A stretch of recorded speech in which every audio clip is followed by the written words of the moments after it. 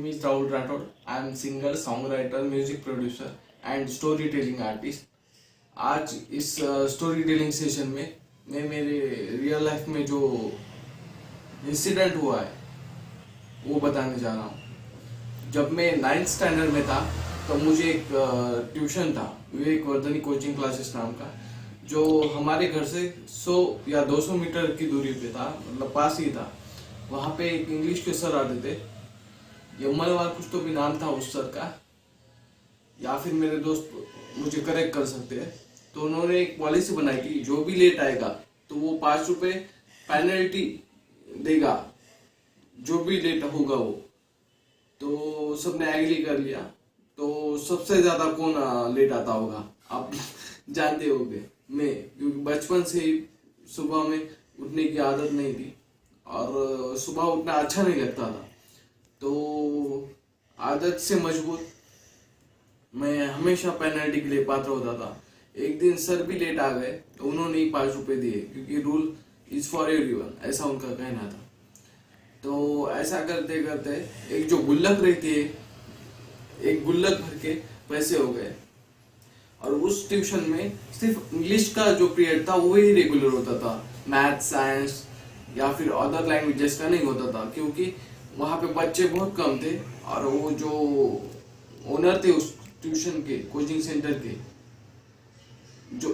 जो ओनर थे उस ट्यूशन के, कोचिंग सेंटर के, उन्हें वो अफोर्ड नहीं हो रहा था। तो एक साइंस के टीचर थे, देशमुख सर बोल के, वो भी अच्छा पढ़ाते थे, लेकिन बच्चों ने शोर कर करके उनके इसमें बात कर करके उनको निकाल दिया। और जो दूसरे सर आए थे, वो सर तो हमेशा जो लेसन है वो पढ़ाते थे, बच्चों उठो। तो 9 बच्चे थे और एक लड़की थी। तो जो सर थे वो 9 बच्चों से पढ़ाते थे फर्स्ट बेंच पे, और समझो पहले बेंच पे मैं था। राहुल उठो, ये पढ़ो। तो एक स्टांजा, एक जो पैराग्राफ था वो पढ़ाते थे, और बाद में बोलते इस स्टांजा में कुछ समझ में नहीं आया, अगर किसी वर्ड का मीनिंग नहीं समझ में आया तो मराठी में बताऊंगा, क्योंकि हम सेमी इंग्लिश थे और हम महाराष्ट्र से, इसलिए हम मराठी लैंग्वेज हमारी नेटिव लैंग्वेज है, मदर टंग है। तो जो स्टांजा पैराग्राफ पढ़ाते थे और समझ में नहीं आया, समझो एक आधी जो वर्ड है उसका मीनिंग नहीं समझ में आया, तो जो मीनिंग नहीं आया समझ में आया तो फिर वो क्या करते थे कि भाई अगर किसी वर्ड का मीनिंग नहीं समझ में आया तो ही मैं बताऊंगा, लेकिन एक्सप्लेन वगैरह कुछ नहीं करते थे। तब बच्चों को समझ में आया। जो पहले के सर थे वही साइंस के लिए अच्छे थे, और मैथ तो जो ओनर थे हंगरकर सर वो ही पढ़ाते थे। तो ऐसा ही चलता था। तो एक दिन क्या हुआ, बहुत शरारती बच्चे थे और उनमें से एक बच्चा डॉक्टर ही हो गया। ऋत्विक मोराळे नाम था, ऋत्विक मोराळे, हो सॉरी नाव चुकीचं झालं। तो फिर वो अब डॉक्टर है और बाकी के भी कुछ ना कुछ कर रहे होंगे शायद, कोई इंजीनियर है, कोई कुछ है। उनमें से एक यूट्यूब क्रिएटर भी है, जैसे कि मैं। अब कुछ काम नहीं तो स्टोरी टेलिंग कर रहा हूँ, क्योंकि प्रोजेक्ट के लिए बहुत वक्त है, तो सोचा इसी पे पहले स्टोरी टेलिंग करूँ। तो बच्चों ने क्या किया, उस गैंग में मैं नहीं था, क्योंकि शुभम कामड़े, एक जो सड़ू रहता है वहां पे, वो सब पे रोप चढ़ता था, दिखने में ऐसा मोटा गेंडा, सॉरी वो। तो वो मारता था, मतलब बुली करता था कि भाई अरे मला का उल्टा बोल रहा, मतलब मुझे क्यों क्रॉस किया तूने। तो वो सबको मारता था। उसका एक दोस्त था शाहबाज बोल के, शाहबाज शेख, और सतीश, ऋत्विक, वो। तो हम खेलते थे, वो करते थे, साथ में खेलते थे, आना जाना। तो दिनेश बोल के एक था, दिनेश राठौड़, शुभम, सतीश, ये 3-4 बच्चों ने क्या करा कि वो गुल्लक कहाँ पे रखते हैं सर, वो ऑफिस में गए। जो इंग्लिश के सर थे वो गुल्लक में, मैंने बोला था जो भी लेट आएगा वो 5 रुपए उस गुल्लक में डालेगा, 5 रुपए पेनल्टी दी। तो दिनेश, शुभम, नहीं नाम दिनेश का आया था, लेकिन शुभम, सतीश, ये 2-3 जो बच्चे थे, और ऋत्विक भी था शायद, दिनेश भी था, लेकिन दिनेश को सिर्फ 50 रुपए मिले थे, ऐसा बोला था उसने मुझे। तो इन्होंने प्लान क्या करा कि वो गुल्लक ही उठा लेते, क्योंकि अपने ही पैसे है, लेकिन उसमें सबसे ज्यादा पैसे मेरे ही थे, क्योंकि मैं यहाँ हमेशा लेट आता था। और 2 नंबर पे था प्रशांत तुरपड़वा, वो भी अब डॉक्टर है।